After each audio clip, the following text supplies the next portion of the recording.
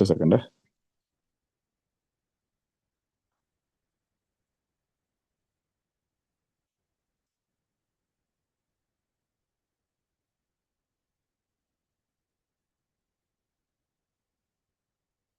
പ്രിയപ്പെട്ട Indian ഇസ്ലാഹിക് centre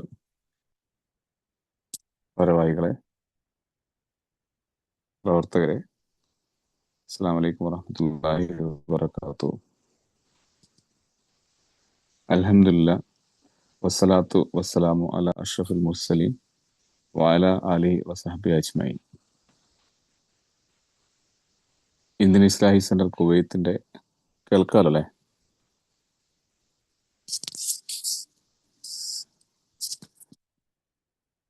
Indian ഇസ്ലാഹിക് centre Kuwait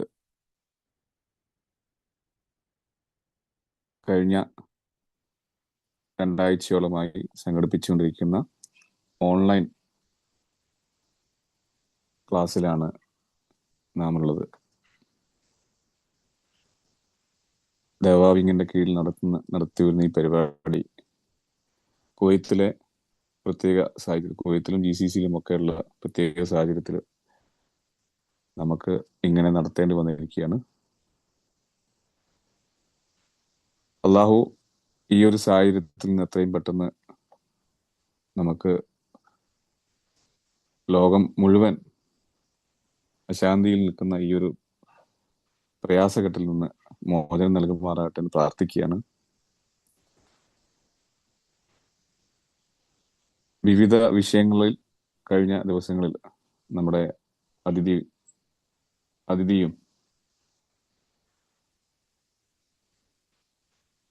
അതിഥിയായി കുവൈത്തിലെത്തിയ സാജിദ് റഹ്മാൻ ഫാറൂഖി, അതുപോലെ അമീൻ സുല്ലമി, നമ്മുടെ തായ്മാരായ അമീൻ സുല്ലമി, നാസർ മുട്ടിൽ, അതുപോലെ കഴിഞ്ഞ ദിവസം നമ്മുടെ ബഷീർ മാത്തോട്ടം തുടങ്ങിയ വിവിധ വിഷയങ്ങളിൽ നമ്മളോട് ക്ലാസ്സുകൾ എടുത്തു. ഇൻഷാ അല്ലാഹ് ഇന്ന് നമുക്ക് ക്ലാസ് എടുക്കാൻ വന്നിരിക്കുന്നത് നമ്മുടെ അഹ്ലൻ റമദാൻ പരിപാടിയിൽ ഇവിടെ സംബന്ധിക്കുകയും നമ്മോട് ഒപ്പം 1-2 ദിവസം നിൽക്കുകയും കൂടെ ഉണ്ടാവുകയും ചെയ്തിരുന്ന മുനീർ ഹാദിയാണ്. അദ്ദേഹം സൗദിയിലെ ഇസ്ലാഹി പ്രവർത്തന രംഗത്ത് സജീവമായി പ്രവർത്തിക്കുന്ന ദായിയാണ്. അദ്ദേഹത്തെ ഈ ഒരു പരിപാടിയിലേക്ക് സ്വാഗതം ചെയ്യുകയാണ്. അതുപോലെ ഈ പരിപാടിയിലേക്ക് എത്തിച്ചേർന്ന മുഴുവൻ ആളുകളെയും സ്വാഗതം ചെയ്യുകയാണ്. നമ്മുടെ ഇന്നത്തെ വിഷയം ബദർ ശേഷം എന്നുള്ളതാണ്. ഈ വിഷയത്തിൽ കൂടുതൽ സംസാരിച്ച് സമയം കളയാൻ ഉദ്ദേശിക്കുന്നില്ല. നമുക്കറിയാം ബദറിന്റെ ചരിത്രമൊക്കെ.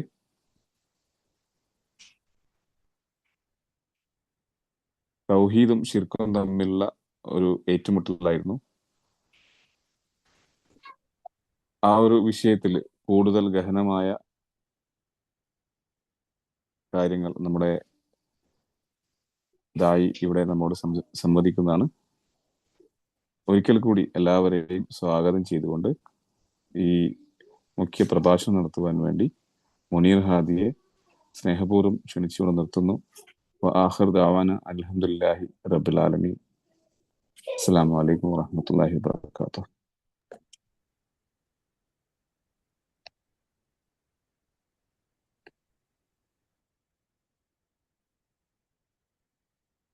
അസ്സലാമു അലൈക്കും വറഹ്മത്തുള്ളാഹി തആല വബറകാതുഹു. കേൾക്കുന്നുണ്ടോ? വോയിസ് ക്ലിയർ ആണോ?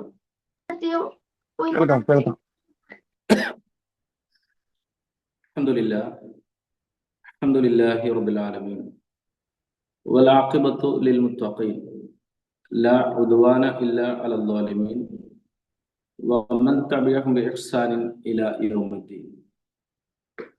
ഏറെ സ്നേഹവും ബഹുമാന ആദരവ് നിറഞ്ഞ വിശ്വാസിനികളെ, സഹോദരങ്ങളെ, അള്ളാഹുവിനെ സൂക്ഷിക്കണേ എന്ന് ആമുഖമായി ഓർമ്മപ്പെടുത്തുന്നു. നാഥന്റെ രക്ഷയും സമാധാനവും ജീവിതത്തിൽ എപ്പോഴും ഉണ്ടാവട്ടെ എന്ന് ആത്മാർത്ഥമായിട്ട് ദുആ ചെയ്യും. സ്വാഗത ഭാഷണം ശ്രവിച്ചതുപോലെ ഇന്നത്തെ പ്രത്യേകമായൊരു സാഹചര്യത്തിലാണ് ഇങ്ങനെ ഒരു കൂടിക്കാഴ്ച അല്ലെങ്കിൽ ഒരു സംസാരിക്കാനും കേൾക്കാനും ഒക്കെ ഉള്ള ഒരു സാഹചര്യം വന്നിട്ടുള്ളത്.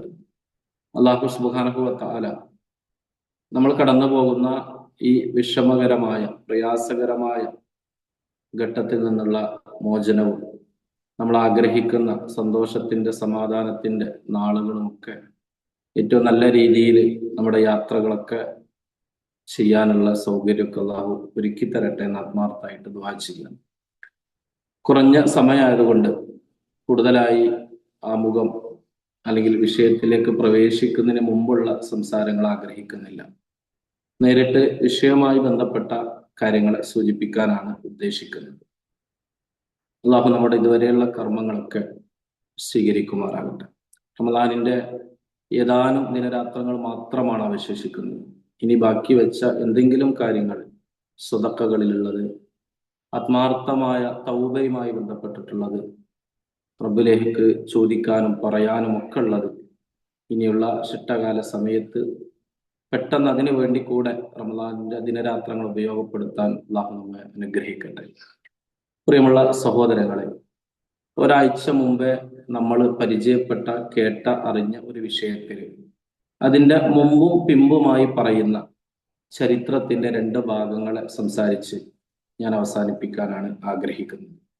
ബദർ എന്നുള്ളത് കേവലം ഒരു പോരാട്ടമല്ല, അപ്രതീക്ഷിതമായി അല്ലെങ്കിൽ അവിചാരിതമായി നടന്ന ഒരു സംഭവമാണെങ്കിൽ ഒരുപാട് അനുഗ്രഹങ്ങളും പാഠങ്ങളും സന്ദേശങ്ങളും ഒക്കെ നൽകിക്കൊണ്ടാണ് വിശുദ്ധ ഖുർആൻ ബദറിനെ വിശദീകരിക്കുന്നത് എന്നുള്ളത്.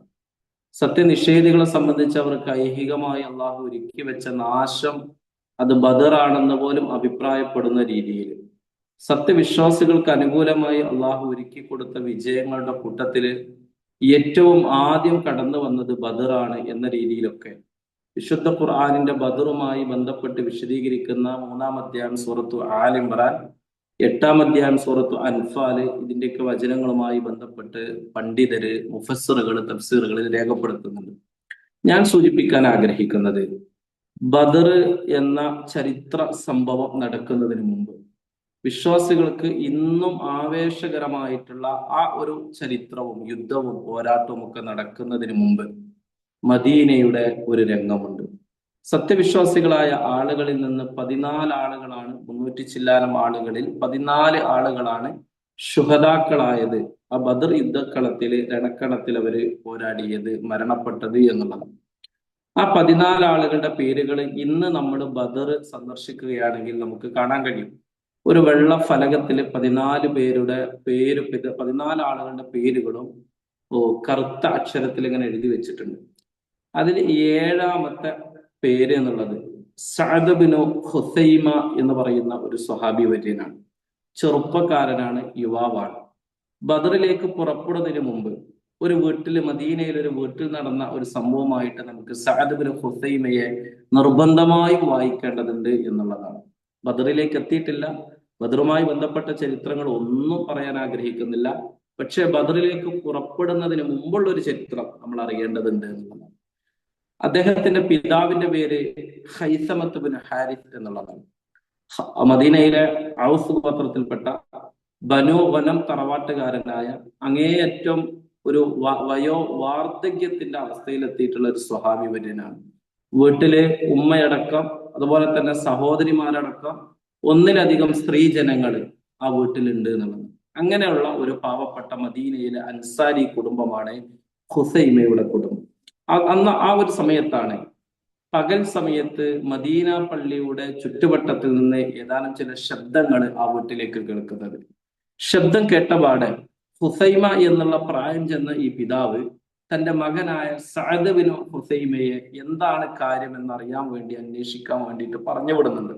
അങ്ങനെ അദ്ദേഹം ആ പള്ളിയുടെ ചാരത്തേക്ക് കടന്നുപോയി തിരിച്ചു വന്നിട്ട്, കാര്യങ്ങൾ അറിഞ്ഞ് തിരിച്ചു വന്നിട്ട് പിതാവിനോട് അത് പറയാതെ ആ നിലക്ക് അദ്ദേഹം എന്ത് ചെയ്യുന്നുണ്ട്, പെട്ടെന്ന് തന്നെ തന്റെ വീട്ടിലുള്ള, താൻ ഒരുക്കി വെച്ചിട്ടുള്ള റൂമിലുള്ള ഒരു യാത്രക്ക് ഒരുങ്ങേണ്ട, പ്രത്യേകിച്ച് ശത്രുക്കളുമായി കണ്ടുമുട്ടുമ്പോൾ അങ്ങനെയുള്ള ഒരു പശ്ചാത്തലത്തില് ഒരാൾ ഒരുങ്ങേണ്ട രീതിയിലുള്ള ഒരുക്കങ്ങളൊക്കെ നടത്തിയിട്ട് സഅദ് ബിൻ ഖുസൈമ വീട് വിട്ടിറങ്ങാൻ. പിതാവിനോട് എന്താണ് മദീനയിൽ നിന്ന് കേട്ട ബഹളം എന്ന് വിശദീകരിക്കാൻ പോലും സഅദ് എന്ന മകൻ തയ്യാറായിട്ടില്ല. ഈ സന്ദർഭത്തിലാണ് ഖുസൈമ അദ്ദേഹത്തെ പിടിച്ചു വെച്ചിട്ട് ചോദിക്കുന്നുണ്ട്, മകനെ നീ എങ്ങോട്ടാണ്, എന്താണ് കാര്യം, പുറത്തുപോയി അന്വേഷിക്കാൻ പറഞ്ഞ വിവരം, അതുമായി ബന്ധപ്പെട്ട് ഒന്നും നീ ഇതുവരെ സംസാരിച്ചിട്ടില്ല, അതറിയാൻ താല്പര്യമുണ്ട് എന്ന നിലക്കൊക്കെ ഈ പിതാവ് സഅദ് റളിയല്ലാഹു അൻഹുവിനോട് ചോദിക്കുന്നുണ്ട്. ആ സമയത്ത് സഅദ് പറയുന്നുണ്ട്, എന്റെ പിതാവേ, അള്ളാഹുവിന്റെ പ്രവാചകൻ ബദറിലേക്ക് പുറപ്പെടാൻ വേണ്ടിയിട്ട് ആളുകളോട് ഒരുങ്ങാൻ വേണ്ടിയിട്ട് പറയുന്ന ശബ്ദമാണ്, അതുമായി ബന്ധപ്പെട്ട ഒരുക്കങ്ങളാണ്, അതിന്റെ ശബ്ദ കോലാഹലങ്ങളാണ് ആ മദീന പള്ളിയുടെ മുറ്റത്ത് നിന്ന് കേൾക്കാൻ കഴിയുന്നത്. അതുകൊണ്ട് ഞാൻ ആ പ്രവാചകന്റെ വിളിക്ക് ഉത്തരം നൽകിയിട്ട് ബദറിലേക്ക് പുറപ്പെടുകയാണെന്ന് പറഞ്ഞ് സഅദ് റളിയല്ലാഹു തആല അൻഹു വീട് വിട്ടിറങ്ങുകയാണ്. ഈ സന്ദർഭത്തിലാണ് നേരത്തെ പറഞ്ഞതുപോലെ ശരീരത്തിന്റെ അങ്ങേയറ്റത്തെ അവശത ബാധിച്ചിട്ടുള്ള, എല്ലുകൾക്കൊക്കെ ക്ഷയം വന്നിട്ടുള്ള, ഒരു വയോവാർദ്ധക്യതയുടെ എല്ലാവിധ ക്ഷീണവും പിടിപെട്ടിട്ടുള്ള ഖുസൈമ റളിയല്ലാഹു തആല അൻഹു മകനെ തന്റെ വീടിന്റെ വാതിൽക്കൽ വെച്ച് തടയാണ്, ബലമായിട്ട് പിടിച്ചു വെക്കാണ്. എന്നിട്ട് മകനോട് പറയുന്ന ഒരു വർത്തമാനമുണ്ട്, യാ ഇബ്നി, എന്റെ കുഞ്ഞുമോനെ, അസറനി ബിൽ ഖുറൂജ്, ഈ ബദറിലേക്ക് പുറപ്പെടാൻ വീട് വിട്ടിറങ്ങാൻ നീ എന്നെയാണ് തെരഞ്ഞെടുക്കേണ്ടത്, അല്ലെങ്കിൽ എനിക്കാണ് നീ അനുവാദം നൽകേണ്ടത്, പരിഗണന എനിക്ക് വേണം, മോനിപ്പം മാറി നിൽക്കുക. നമ്മുടെ വീട്ടിലുള്ള സ്ത്രീകളുടെ കൂടെ നിൽക്കാൻ ഇപ്പോൾ ഏറ്റവും നല്ലത് നീയാണ്. ആരോഗ്യത്തിന്റെ കാര്യത്തിലും ആയുസ്സിന്റെ കാര്യത്തിലും അവരെ നോക്കാനും പരിപാലിക്കാനൊക്കെ ആ നിലക്ക് നോക്കുമ്പോ ഉപ്പയേക്കാളേറെ നല്ലത് മകനായ നീയാണെന്ന് പറഞ്ഞ് സഅദ് റളിയല്ലാഹു അൻഹുവിനെ തടഞ്ഞു വെച്ചിട്ട് ഖുസൈമ റളിയല്ലാഹു അൻഹു ബദറിലേക്ക് പുറപ്പെടാൻ വേണ്ടിയിട്ട് മകനിൽ നിന്ന് അനുവാദം ചോദിച്ചു വാങ്ങുന്ന രംഗം നമുക്ക് കാണാമെന്നുള്ളതാണ്. പ്രിയമുള്ളവരെ, അതിന്റെ ബാക്കി ഭാഗം ഇങ്ങനെയാണ്. ആ സന്ദർഭത്തില് സഅദ് റളിയല്ലാഹു തആല അൻഹു അദ്ദേഹത്തെ പിതാവിനെ തടഞ്ഞു എന്നുള്ളതാണ്. അത് നിരസിച്ചു. വഖാല, എന്നിട്ട് പിതാവിനോട് പറയാണ്, യാ അബതി, എന്റെ പൊന്നു പിതാവേ. പന വളരെ സ്നേഹത്തോടെ വിളിക്കുന്ന ഒരു ശൈലിയാണ്. യാ അബതി, എന്റെ പൊന്നു പിതാവേ, വല്ലാഹി, അള്ളാഹു തന്നെയാണ് സത്യം, ലൗ കാന ഗൈറൽ ജന്നത്തി ലഅസർതുക ബിഹി, നിങ്ങൾ ചോദിക്കുന്നത് എന്റെ സ്വർഗമല്ലാത്ത മറ്റെന്താണെങ്കിലും ഞാൻ അത് നിങ്ങൾക്ക് മുൻഗണന നൽകുമായിരുന്നു. സഅദിന്റെ ഭൗതികമായ എന്തൊരു അനുഗ്രഹത്തിൽ നിന്ന് നിങ്ങൾ ചോദിച്ചാലും ചോദിച്ചതിനേക്കാൾ ഏറെ നൽകാൻ ഈ മകനായ സഅദ് ഞാൻ തയ്യാറാണ്. പക്ഷേ നിങ്ങൾ ഇപ്പോൾ ചോദിച്ചിട്ടുള്ളത് എന്റെ സ്വർഗമാണ്. അതുകൊണ്ട് തന്നെ ഞാൻ ഇന്നീല അർജു ഷഹാദ, എനിക്ക് ഷഹാദത്ത് കൊതിച്ച് ആഗ്രഹിച്ച് നടക്കുന്ന ഒരാളാണ് ഞാൻ. അതുകൊണ്ട് എന്നെ എന്റെ വഴിക്ക് വിട്ടേക്കണം എന്ന് പറഞ്ഞ് പിതാവിനെ തട്ടിമാറ്റിയിട്ട് അല്ലെങ്കിൽ കുതിരയോടിയിട്ട് ഒന്ന് തള്ളി മാറ്റി സഅദ് റളിയല്ലാഹു തആല അൻഹു ബദറിലേക്ക് പുറപ്പെടാൻ വേണ്ടിയിട്ട് ഒരുങ്ങാണ്. ബദർ നടക്കുന്നതിന്റെ ഏതാനും ദിവസങ്ങൾക്ക് മുമ്പുള്ള ചരിത്രമാണിത്. എന്റെ പ്രിയമുള്ളവരെ, ആ വൃദ്ധനായ പിതാവ് അതിന് സമ്മതിക്കുന്നില്ല. അവസാനം ആ വീട്ടിൽ ഒരല്പം മകനും പിതാവും തമ്മിൽ ഉന്തും തള്ളും നടക്കുകയാണ്. വിഷയം എന്താണെന്നറിയോ? ദുനിയാവിന്റെ കാര്യത്തിനുള്ള ദിക്കും തിരക്കല്ല, നാളത്തെ ആഖിറത്തില് തങ്ങളുടെ സ്വർഗത്തിന്റെ അള്ളാഹുവിന്റെ പ്രവാചകനുമായി ഒരുമിച്ചിരിക്കുന്ന ദറജയില് എനിക്ക് നിർബന്ധമായും പ്രവേശിക്കണമെന്ന ആഗ്രഹത്തിന്റെ പേരില് മദീന പള്ളിയുടെ ചാരത്തൊരു വീട്ടില് മകനും പിതാവും നടക്കുന്ന ചെറിയൊരു ഫൈറ്റ്, അവര് തമ്മിൽ നടക്കുന്ന ഒരു വാഗ്വാദം, ആ ആഖിറത്തിന്റെ മാർഗത്തിലേക്ക്, അള്ളാന്റെ സബീലില്ല ആ മാർഗത്തിലേക്ക് ഇറങ്ങി പുറപ്പെടാൻ വേണ്ടിയിട്ട് പിതാവും മകനും തമ്മിൽ നടക്കുന്ന ഒരു ഉന്തും തള്ളും. നമ്മളൊന്ന് ആലോചിച്ച് നോക്കി നിങ്ങള്. പലപ്പോഴും നമുക്കൊക്കെ മത്സരമുണ്ട്, പക്ഷെ ഈ മത്സരമൊക്കെ നമ്മളത് ദുനിയാവിന്റെ മാത്രം വിഷയത്തിൽ ഒതുങ്ങിപ്പോയി എന്നുള്ളതാണ്. പക്ഷെ സ്വഹാബത്ത് അങ്ങനെയല്ല. അവര് മത്സരിച്ചത് പലപ്പോഴും ദുനിയാവിനെ പാടെ മറന്നിട്ട്, വീട്ടിലുള്ള പെങ്ങന്മാരെ മറന്ന്, ഉമ്മാനെ മറന്ന്, ഉപ്പാനെ മറന്ന്, സഅദ് റളിയല്ലാഹു അൻഹുവിന്റെ കണ്ണിലും മനസ്സിലും അകക്കണ്ണിലും ഒക്കെ നിറഞ്ഞു നിന്നത് ബദർ എന്ന ആ ചരിത്ര സംഭവമായിരുന്നു. അതിലൂടെ ലഭിക്കാൻ പോകുന്ന ഷഹാദത്തായിരുന്നു എന്നുള്ളതാ. അവസാനം ആ വീട്ടിൽ നിന്ന് തീരുമാനമാകുന്നത് എങ്ങനെയാണ്? ആര് പോവണമെന്നുള്ള വിഷയത്തിൽ രണ്ടാളും തർക്കം വന്നപ്പോഴേ മകൻ പിതാവിനോട് നിർദ്ദേശിക്കുകയാണ്, വാപ്പ നമുക്ക് നറുക്കെടുക്കാം. രണ്ടാളെ പേരും, ഒന്ന് മകന്റെ പേര് സഅദിന്റെ നറുക്ക് ഒന്ന് എഴുതുന്നു, രണ്ടാമത്തെ പേര് പിതാവായ ഖൈസമത്ത് ബിനു ഹാരിസയുടെ പേര് എഴുതുന്നു. ആരുടെ പേരാണോ നറുക്കെടുത്ത് ലഭിക്കുന്നത് അവർക്ക് പോകാമെന്ന് അവര് രണ്ടുപേരും തീരുമാനിക്കുന്നു. പേരെഴുതി നറുക്കെടുക്കുന്നു. പ്രിയമുള്ളവരെ, മകനായ സഅദ് ബിനു ഖുസൈമയുടെ പേര് നറുക്ക് ലഭിക്കുകയും അദ്ദേഹം ആ ബദറിലേക്ക് ഇറങ്ങിപ്പുറപ്പെടുകയും അങ്ങനെ ആ ബദറിൽ ഷഹീദായ 14 പേരിൽ 7ാമത്തെ സ്വഹാബി വര്യന്റെ പേരായി ഇന്നും നമ്മൾ ആ ബദറിന്റെ പശ്ചാത്തലം, അതിന്റെ യുദ്ധക്കളം, പോരാട്ട സ്ഥലം നമ്മൾ സിയാറത്ത് ചെയ്യുകയാണെങ്കിൽ ആ പേര് നമുക്ക് കാണാൻ കഴിയുന്നുള്ളതാണ്. എന്റെ പ്രിയമുള്ളവർ, ആലോചിച്ച് ബദർ നടക്കുന്നതിന്റെ ഏതാനും ദിവസങ്ങൾക്ക് മുമ്പ് അതുമായി ബന്ധപ്പെട്ടിട്ട് സ്വഹാബത്തിന്റെ വീട്ടിൽ നടന്നൊരു സംഭവം അതാണ്. ഇതിന്റെ കാരണം എന്താ വെച്ചാല് അവരൊക്കെ ആ ഒരു രീതിയിൽ ദീനിനെ അവർ മനസ്സിലാക്കിയിരുന്നു എന്നുള്ളതാണ്. അള്ളാഹുവിന് വേണ്ടിയിട്ട് ജീവിക്കുക എന്നുള്ളത് അവർ ആത്മാർത്ഥമായി മനസ്സിൽ കരുതിയിട്ടുള്ള കാര്യമായിരുന്നു എന്നുള്ളതാണ്. വിശുദ്ധ ഖുർആനിന്റെ നമ്മളൊക്കെ ഓതി വെക്കുന്ന സർവ്വസാധാരണമായി കേട്ടുകൊണ്ടിരിക്കുന്ന ആയത്തുകളെ അവർ ആ നിലക്ക് തന്നെ ഓതുകയും മനസ്സിൽ കുത്തിവെക്കുകയും ചെയ്തിരുന്നു എന്നുള്ളതാണ്. പലപ്പോഴും നമ്മളൊക്കെ അതരങ്ങളിലൂടെ കേട്ട്, അല്ലെങ്കിൽ അതരങ്ങളിലൂടെ ഓതി, ചെവികളിലൂടെ കേട്ട് നമ്മളിലൂടെ അങ്ങനെ കടന്ന് മറന്ന് മാറിപ്പോകുന്ന ആയത്തുകളെ അവരൊക്കെ അവരുടെ നെഞ്ചിൻ കൂടുകളിൽ കുത്തിവെച്ചിരുന്നു എന്നുള്ളത്. ഒന്ന് ആലോചിച്ച് നോക്കി നിങ്ങള്. വിശുദ്ധ ഖുർആൻ നമ്മൾ സാധാരണ ഓതുന്ന സൂറത്തു ആലയുടെ ഒരു പശ്ചാത്തല ഒരു ആയത്ത് നോക്കി നിങ്ങൾ. ബൽ തുക്സിറൂനൽ ഹയാത്തദ് ദുനിയ.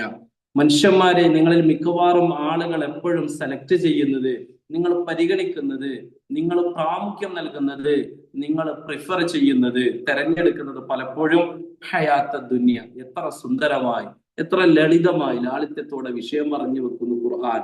എന്നാൽ വൽ ആഖിറതു ഖൈറും വ അബ്ഖാ എന്നൊന്ന് നിലനിൽക്കുന്ന ഏറ്റവും നല്ല വിശിഷ്ടമായിട്ടുള്ള വിഭവം എന്നുള്ളത് പരലോകത്തിൻ്റെതല്ലേ എന്ന് വിശുദ്ധ ഖുർആൻ ഓർമ്മപ്പെടുത്തുക.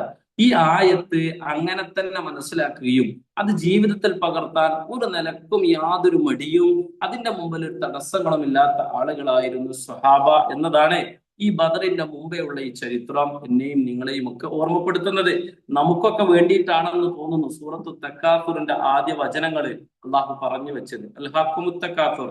നിങ്ങൾ ഇപ്പോഴും ഐഹികമായ വിഭവങ്ങളിൽ ഏറെ കിട്ടണമെന്നുള്ള ആഗ്രഹത്തോടെ ഓടി നടക്കണങ്ങള്.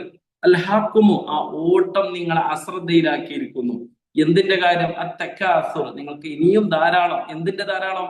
നേരത്തെ പറഞ്ഞ ആഖിറത്തിന്റെ വിഷയത്തിലുള്ള ഓട്ടമല്ല, മത്സരമല്ല, മറിച്ച് ഐഹികമായ വിഭവങ്ങളിലുള്ള ആധിക്യം. അതാണ് തക്കാസുർ. കസീർ എന്നുള്ള പദത്തിൽ നിന്നുണ്ടാവുന്നത്. ആ വിഭവങ്ങൾ ഇനിയും കിട്ടിയത് പോരാ എന്ന നിലക്ക് നിങ്ങൾ ഓടിപ്പായുമ്പോ, ഓട്ടപ്പാച്ചിലിന് ഖുർആൻ എതിരല്ല.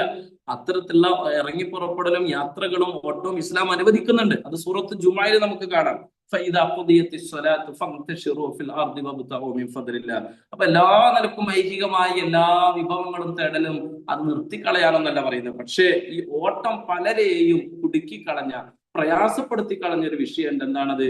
അവർ അള്ളാഹുവിന്റെ സ്മരണയെ തൊട്ട് അൽഹാഖുമു, അവർ അശ്രദ്ധയിലായിരിക്കുന്നു എന്നുള്ള വിഷയം. ഇവിടെയാണ് വിഷയമുള്ളത്.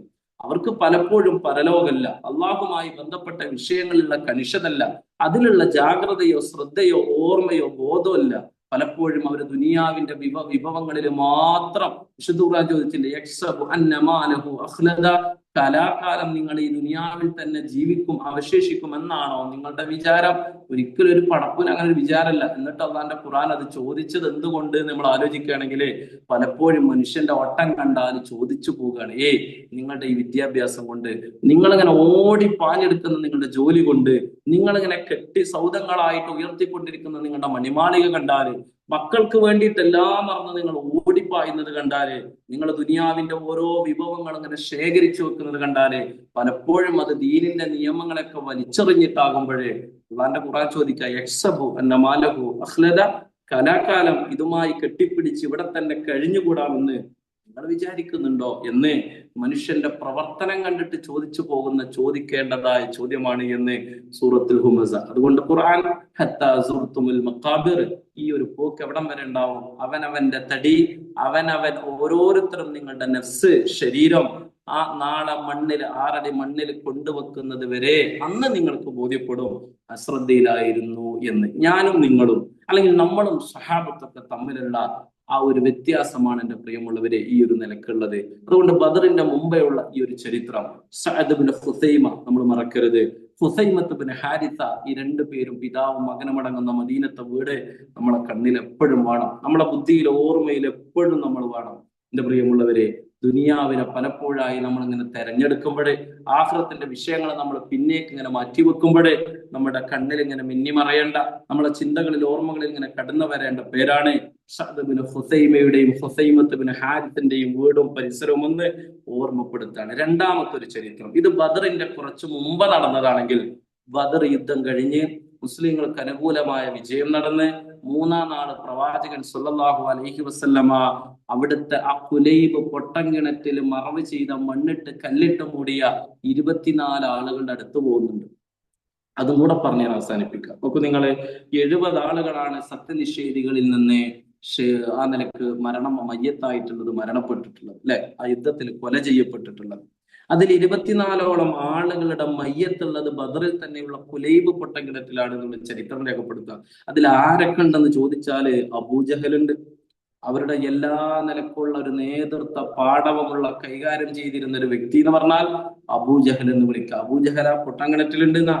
ഉത്തുബത്തുണ്ട് ആ പൊട്ടങ്കിണറ്റില്, ഷെയ്ബത്തുണ്ട് അവിടെ, വലീദ് ഉണ്ട് അവിടെ, അല്ലെ. ഇങ്ങനെ യുദ്ധമൊക്കെ കഴിഞ്ഞ് മൂന്നാം നാൾ ആ കിണറിന്റെ ചാരത്ത് വന്നിട്ട് പ്രവാചകൻ അവരിൽ ഓരോരുത്തരെയും പേര് വിളിക്കുന്നുണ്ട്. ഇങ്ങനെയാണ് ആ സംഭവം. പ്രവാചകൻ എന്നുള്ള ഹദീസ് എങ്ങനെയാണ്? ആ പൊട്ടങ്കിണറ്റില് കല്ലിട്ട് മൂടിയ മണ്ണിട്ട് മൂടിയ ആളുകളെ അവിടുന്ന് പ്രവാചകൻ പേര് വിളിച്ചു. അവരെ പേര് മാത്രമല്ല വിളിച്ചത്, അവരുടെ പിതാക്കളുടെ ഗോത്രമൊക്കെ പേര് വിളിച്ചിട്ടാണ് അവരെങ്ങനെ അഭിസംബോധന ചെയ്തത്. എന്താ പറഞ്ഞേ? യാ ഫുലാൻ ഫുലാൻ, ഇന്നാലിന്നവന്റെ മകനെ, യാ ഫുലാൻ ഫുലാൻ, ഇന്നാലിന്നവന്റെ മകനെ എന്ന് പ്രവാചകൻ സല്ലല്ലാഹു അലൈഹി വസല്ലം അവരെങ്ങനെ പേരെടുത്ത് വിളിച്ചിട്ട് പറയാ, അയസുറുക്കും അന്നക്കും അത്തഅത്തുമുല്ലാഹു വറസൂല, ഇപ്പോഴെങ്കിലും നിങ്ങൾക്ക് തോന്നുന്നുണ്ടോ അള്ളാഹുവിനെയും അവന്റെ റസൂലിനെയും അനുസരിച്ചിരുന്നെങ്കിൽ മതിയായിരുന്നു, അതെത്ര നല്ലതായിരുന്നു, അതെനിക്ക് സന്തോഷം നൽകുന്ന കാര്യമായിരുന്നു എന്ന് മരിച്ച് ഈ കിണറ്റിൽ കിടക്കുന്ന മൂന്നാം നാളെങ്കിലും നിങ്ങൾക്ക് തോന്നുന്നുണ്ടോ എന്ന് ഹബീബുന സല്ലല്ലാഹു അലൈഹി വസല്ലം ബദറിന്റെ ആ യുദ്ധക്കളത്ത് ചെന്നിട്ട് കിണറിന്റെ ചാരത്തൊന്ന് ചോദിച്ചു. മഹാനായ ഉമർ ഖത്താബ് റളിയല്ലാഹു അൻഹു പ്രവാചകനോട് ചോദിച്ചു, നബിയെ, നിങ്ങൾ ആരോടായി സംസാരിക്കുന്നത്? അവര് മരണപ്പെട്ടു പോയവരല്ലേ റസൂലെ, അവര് വല്ലതും കേൾക്കൂ നബി എന്ന് ഉമർ ഖത്താബ് ചോദിച്ചു. ഉമർ ഖത്താബിനോട് റസൂലിന്റെ മറുപടി സല്ലല്ലാഹു അലൈഹി വസല്ലം, ഉമറെ, ഞാനിപ്പോ പറഞ്ഞ സംസാരം വാക്കുകൾ നിന്റെ കർണപുടം കേട്ടതിനേക്കാളേറെ, നിന്റെ കാതുകളിൽ കേട്ടതിനേക്കാളേറെ കൂർമ്മതയോടെ ശ്രദ്ധയോടെ ഇന്ന് ഈ പൊട്ടങ്ങിണറ്റുള്ള ആളുകൾ അള്ളാഹു കേൾപ്പിക്കുമെന്ന് റസൂലുള്ള. അത് പ്രത്യേകമായ ഒരു സാഹചര്യം കേട്ടോ. എല്ലാ മരണപ്പെട്ടവരും കേൾക്കുന്നൊന്നും തെളിവ് പിടിക്കാൻ പറ്റിയ സംഗതി ഒന്നല്ല. ഇനി അങ്ങനെ എങ്ങാനും തെളിവ് പിടിക്കാൻ പോയാല് അത് വലിയും ബീവിയും തങ്ങന്മാരും മാത്രമൊന്നല്ല. പൊട്ടങ്ങിണറ്റ് കിടക്കുന്നത് അബൂജഹല, ഉത്തുബയാണ്, ഷെയ്ബാണ്, അങ്ങനെ പറഞ്ഞ മക്ക കുഫാറുകളിലെ പ്രമുഖന്മാരാണ്, മുശ്രിക്കീങ്ങളുടെ നേതാക്കന്മാരാണ്. അവരെ വിളിച്ചാൽ കേൾക്കും എന്നുള്ളതാണെങ്കിൽ ലോകത്തുള്ള സകല മനുഷ്യന്മാരെയും വിളിക്കുക എന്നുള്ള ഔലിയാക്കളിലൊന്നും ആ ലിസ്റ്റ് നിൽക്കൂല. അപ്പൊ വിഷയം അങ്ങനല്ലാത്തതുകൊണ്ട് ഞാൻ അങ്ങോട്ട് പോകുന്നില്ല. ഞാൻ സൂചിപ്പിക്കുന്നത്, മൂന്നാം നാള് പ്രവാചകൻ അവരെ പേരെടുത്ത് വിളിച്ച വർത്തമാനം എനിക്കും നിങ്ങൾക്കും ഒരു പാടാ. എന്താണെന്നറിയോ?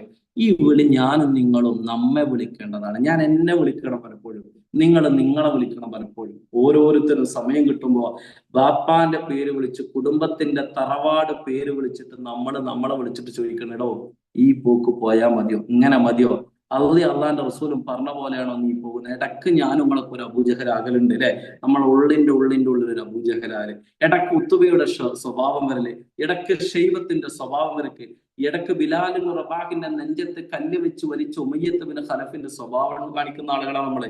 ആ സ്വഭാവം മനസ്സിലേക്ക് കുടികയറി വരുമ്പോ ഒന്ന് മാറി നിന്നിട്ട്, ഒന്ന് വീടിന്റെ ഡോർ അടച്ചിട്ട് വാതിലടച്ചിട്ട് ഉള്ളില് ഒരു പ്രൈവസിയോടെ പ്രൈവറ്റ് റൂമിൽ കയറി ഇരുന്നിട്ട് ഒന്ന് നെഞ്ചത്ത് കൈവച്ചിട്ട് പേര് വിളിക്കണം. നമ്മുടെ ബാപ്പാന്റെ പേര് കൂട്ടിയിട്ട്, തറവാട്ട് പേര് കൂട്ടിയിട്ട് ഒന്ന് വിളിക്കുക. എടോ, ഈ പോക്ക് പോയാൽ മതിയോ, 6 അടി മണ്ണിലേക്ക് പോകേണ്ടവനല്ലേ എന്ന് അബൂജഹലിന്റെ പേര് വിളിച്ചിട്ട്, അള്ളാന്റെ റസൂലിനെയും അനുസരിച്ചിരുന്നെങ്കിൽ നന്നായിരുന്നേനെ എന്ന് നിങ്ങൾക്ക് തോന്നുന്നുണ്ടോ എന്ന് പ്രവാചകൻ 1400 വർഷങ്ങൾക്ക് മുമ്പ് ബദറിലെ പൊട്ടങ്ങിണറ്റിലെ 24 ആളുകളോട് സംസാരിച്ചിട്ടുണ്ടെങ്കിൽ എനിക്കും നിങ്ങൾക്കുള്ള പാടെന്താണെന്ന് അറിയാം. നമ്മളടക്കം നമ്മുടെ പേര് ഇങ്ങനെ ഒന്ന് വിളിക്കണം. ആ അബൂജഹലിന്റെ, ഉത്തബന്റെ, ഷെയ്ബിന്റെ ഒക്കെ സ്വഭാവം ഇടയ്ക്ക് ഇങ്ങനെ വരുമല്ലോ, ഇബ്ലീസ് കയറി വരുന്ന സമയത്ത്.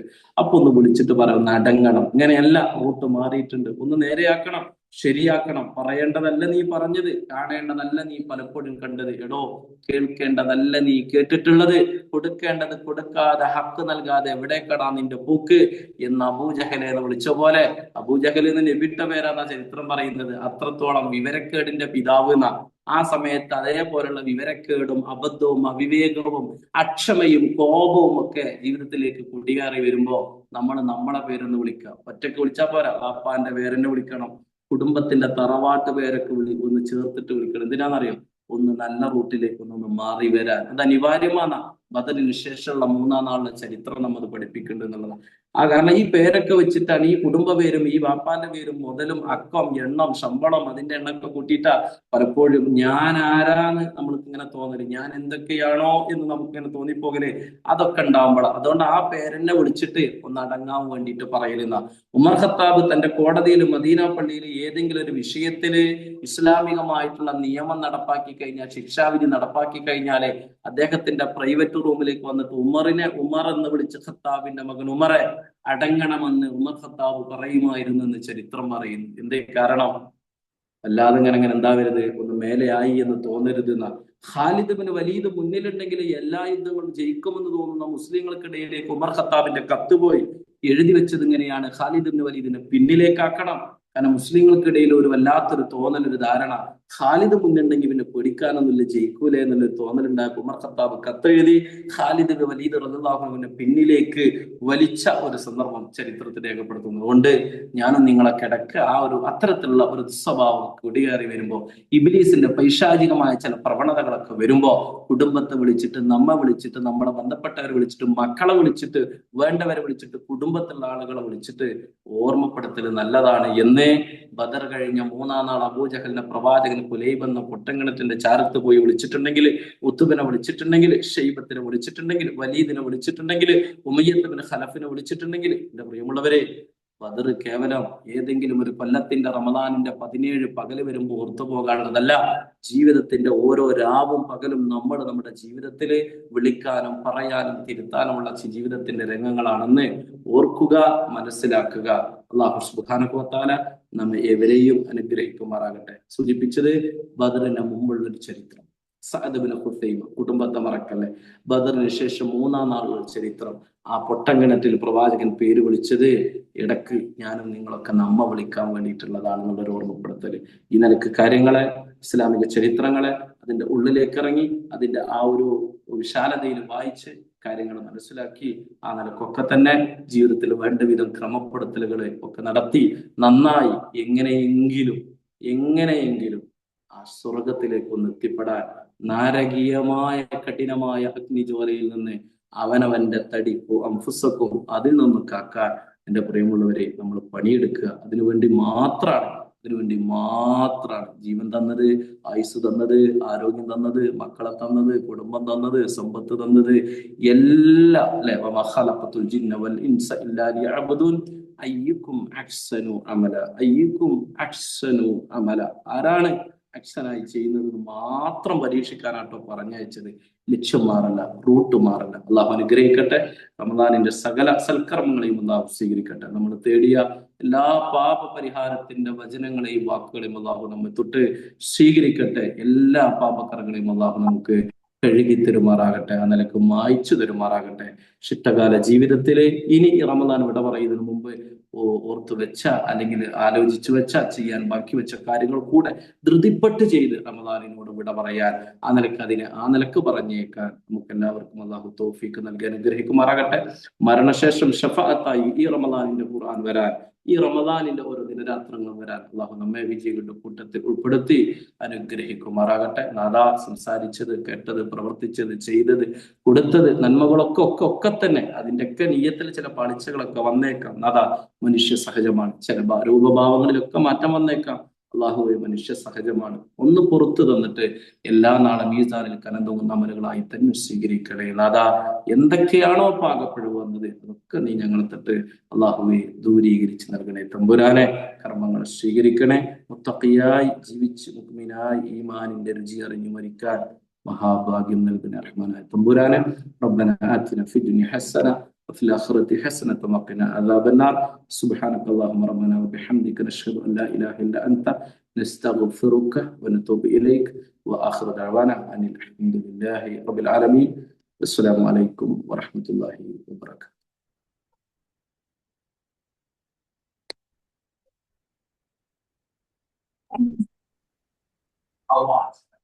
Now, this is a smart ball, which, if made correctly, creates a massive cloud. A ring, which is just a abstract of all over a ring with some massive in between. Now we cook. Mix some sugar, some remover, baking soda, and dye for, well, whatever color you want it to be. Now, obviously, don't try this without a parent, and please do not forget the baking soda, otherwise you've just got a flaming cup. Then just cut open a bowl, fill it up, and seal it off. Okay അല്ലേ? Done this before, right? So- ആ okay അല്ലേ? നിങ്ങളെ voice വേറെ എന്തോ കേൾക്കുന്ന? കേൾക്കണില്ല? അപ്പൊ കേൾക്കാം, സംസാരിച്ചോ. അസ്സലാമു അലൈക്കും. അൽഹംദുലില്ലാ, നമ്മുടെ ഇന്നത്തെ ക്ലാസ് ഇവിടെ അവസാനിച്ചിരിക്കുകയാണ്. ബദറിന്റെ സന്ദേശം വളരെ ചുരുങ്ങിയ സമയം കൊണ്ട് നമ്മുടെ ഉസ്താദ് മുനീർ ഹാദി സൗദിയിൽ നിന്ന് വളരെ ചെറിയ സമയം കൊണ്ട് അതിന്റെ കൃത്യമായ വിവരണം അൽഹംദുലില്ലാ നമുക്ക് നൽകിയിരിക്കുകയാണ്. അള്ളാഹു അദ്ദേഹത്തിന് ഈ ചെലവഴിച്ച സമയത്തിനും അതുപോലെ കേട്ട നമ്മൾക്ക് എല്ലാവർക്കും പ്രത്യേകം അള്ളാഹു നമുക്ക് പ്രത്യേകം അതിനുള്ള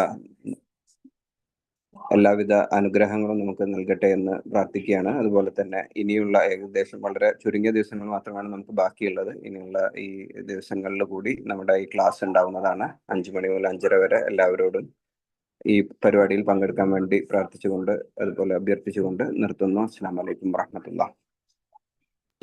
വലൈക്കും അസ്സലാം വറഹ്മത്തുള്ളാഹി. ജസാക്കല്ലാഹു ഖൈർ.